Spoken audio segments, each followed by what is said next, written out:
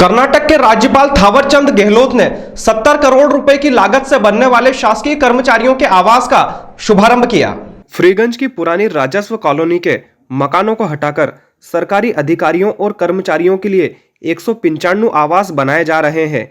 मध्य प्रदेश गृह निर्माण एवं अधोसंरचना विकास मंडल के द्वारा 195 शासकीय आवासीय भवनों में 10 ई स्टाफ, 24 एफ टाइप, 24 जी टाइप, 72 एच टाइप व 66 आई टाइप भवनों का निर्माण होगा।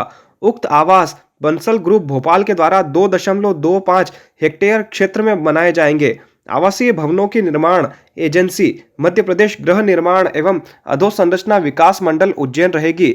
उक्त आवासीय योजना की लागत 69 करोड़ 50 लाख से अधिक रहेगी।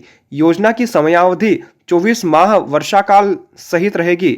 कर्नाटक प्रांत के राज्यपाल थावरचंद गहलोत, उच्च शिक्षा मंत्री डॉक्टर मोहन यादव, अध्यक्ष आशुतोष तिवारी, सांसद अनिल फिरोजिया और महापौर मुकेश टटवाल ने निर्माण कार्य की शुरुआत की। आवासीय भवनों का पुनर्निर्माण।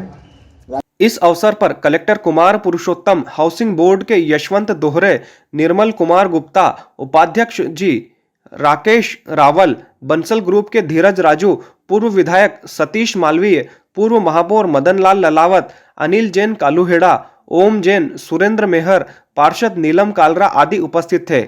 इस अवसर पर गहलोत ने कहा कि सरकार ने देश में करोड़ों आवासहीन व्यक्तियों को पक्के मकान बनाकर उपलब्ध करवाए हैं। मध्य प्रदेश हाउसिंग बोर्ड सकारात्मक दृष्टिकोण के आवासों एवं अन्य निर्माण कार्य करता रहता है। देश में प्रधानमंत्री आवास योजना के अंतर्गत गरीबों को पक्के मकान बनाकर उपलब्ध करवाए जा रहे हैं और यह कार्य देश में निरंतर जारी है। कोई भी गरीब व्यक्ति कच्चे मकान में न रहे, यह सरकार की मंशा है। हाउसिंग बोर्ड सक्रियता से और सकारात्मक दृष्टिकोण को ध्यान में रख करके हाउसिंग कॉलोनियां बनाने में महत्वपूर्ण भूमिका निभाता रहा है। आज भी आशुतोष तिवारी जी इस काम को सक्रियता से कर रहे हैं। निश्चित रूप से देश की सरकार ने और राज्यों की सरकारों ने देश में आवासहीन लोगों को आवास उपलब्ध कराने का आज़ादी के बाद पहली बार सक्रिय और कठोर परिश्रम करने के माध्यम से हाउसिंग सुविधा उपलब्ध कराने का निर्णय लिया है और अभी तक देश भर में करोड़ों लोगों को आवास सुविधा उपलब्ध करा दी गई है।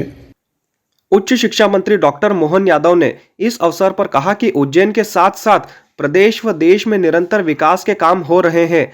उज्जैन में साइंस सिटी खगोल की दृष्टि से काम चल रहा है। इसी तरह मेडिकल डिवाइस मेडिकल कॉलेज की सौगात भी उज्जैन को मिलेगी। उच्च शिक्षा मंत्री डॉक्टर मोहन यादव ने बताया कि फ्रीगंज का निर्माण 102 साल पहले फ्रांस के आर्किटेक्ट के नक्शे के अनुसार विकसित किया गया था। उज्जैन शहर चारों तरफ 4 लेन से जुड़ा रहा है। पहचान बने, उस पर हम काम कर रहे हैं। साथ साथ खगोल की दृष्टि से भी हमारे यहाँ एस्ट्रोफिजिक्स पे भी काम हो, इसलिए डोंगला और साइंस सिटी को रिलेटेड हो, इस पे हमने काम किया, जिसके कारण से उज्जैन की जो वैसे ही पहचान है, लेकिन ये विज्ञान की नगरी है, इस नाते से जाने जाए, इसलिए जोरदार अभिनंदन करें। आज 1935 में 25 में हमारा ये फ्रीगंज का आकार बना था। यद्यपि इसको 5 साल लग गए थे बनते बनते, लेकिन फ्रांस का एक आर्किटेक्चर आया था, उसने उसकी प्लानिंग दी थी और ये टावर चौराहे से लेकर जो वर्तमान का हमारा माधवनगर हॉस्पिटल तब पूरा फ्रीगंज बना था और उसके पीछे का कलेक्ट्रेट, कलेक्टर का निवास, एसपी का निवास और ये वर्तमान क्वार्टर उसके हिस्से थे जब ये अपना यहाँ उज्जैन खत्म होता था। लेकिन अब जब 102 साल के आसपास होने जा रहे हैं तो हमारे पास में अब दोबारा प्लान करने की ज़रूरत है। आज की स्थिति में जब हमारे यहाँ तुलनात्मक रिकॉर्ड अगर देखें तो पहले 1 करोड़ यात्री आते थे हमारे धार्मिक पर्यटन को लेकर के, आज की स्थिति में 3 करोड़ यात्री का आंकड़ा हमारा जा रहा है बाहर।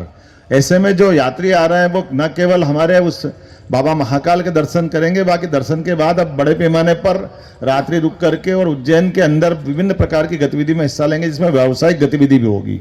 तो बाजार को डेवलप करने के लिए ये जो हमारा 0 पॉइंट ब्रिज बना है, इस 0 पॉइंट ब्रिज के बाद जब ये 2 हमारे 4 लेन बन के तैयार होने वाले हैं, एक मक्सी रोड की तरफ से होता हुआ आगर रोड तरफ जाएगा, दूसरा हमको हाउसिंग बोर्ड के चेयरमैन आशुतोष तिवारी ने इस अवसर पर कहा कि हमारे देश के मुखिया प्रधानमंत्री नरेंद्र मोदी एवं प्रदेश के मुख्यमंत्री शिवराज सिंह चौहान दिन रात मेहनत करने में कोई कोर कसर नहीं छोड़ रहे हैं। उनके मन में एक ही बात है कि सबका विकास हो, देश एवं प्रदेश विकसित हो, कमजोर तबके के लोगों को मूलभूत सुविधाएं उपलब्ध, जैसे प्रधानमंत्री आवास के अंतर्गत कच्चे मकानों को पक्के मकान बनाकर लोगों को उपलब्ध करवाए जा रहे हैं। यही सरकार का उद्देश्य है। बढ़ करके इस हिंदुस्तान के निर्माण में अपनी अपनी भूमिका का निर्वहन करें। प्रभु महाकाल भगवान हम सभी पर ऐसी कृपा करें। आज के अवसर पर मैं ऐसी उनसे विनती करता हूं। पूर्व वक्ताओं ने यहां पर बात रखी है, जैसा हम सब जानते हैं कि पूरी दुनिया में हिंदुस्तान का माथा कैसे ऊंचा हो सकता है। इसके लिए जिस प्रकार से हमारे देश के यशस्वी प्रधानमंत्री आदरणीय मोदी जी काम करते हैं, उसी प्रकार पूरे हिंदुस्तान में मध्य प्रदेश को कैसे सभी हिंदुस्तान वाले आदर्श राज्य के नाते जान सकते हैं, विकसित राज्य के नाते जान सकते हैं। इसके लिए रात दिन मेहनत करने का काम हमारे प्रदेश के यशस्वी मुख्यमंत्री आदरणीय शिवराज सिंह चौहान जी करते हैं। उनके मन में हमेशा एक ही बात रहती है कि कैसे हम अपने मध्य प्रदेश की जनता का भला कर सकते हैं, कैसे हम शहरों का विस्तारीकरण कर सकते हैं, कैसे हर एक क्षेत्र की जो अपनी आवश्यकताएं, मूलभूत जो वहां की सुविधाएं हैं, उन सुविधाओं को मैं कैसे मुहैया करा सकता हूं। और मेरी हाउसिंग बोर्ड के चेयरमैन के नाते जब जब भी उनसे भेंट होती है तो उनके मन में केवल और केवल एक ही भाव रहता है। वो एक ही बात बोलते हैं कि आशुतोष जी, जो हमारे अपने मध्य प्रदेश का ऐसा कमजोर आय वर्ग की दृष्टि से जो कमजोर तबका है, हम कैसे उसको बहुत जल्दी मूलभूत सुविधाएं उपलब्ध करा सकते हैं, कैसे हम उनको छत उपलब्ध करा सकते हैं। हाउसिंग स्कीम लगातार लाइए और ऐसे जो हमारे आमजन हैं जिनके पास आय के कोई बहुत ज्यादा स्रोत नहीं है, लगातार इनको छत उपलब्ध कराने का काम आप सबको करना है।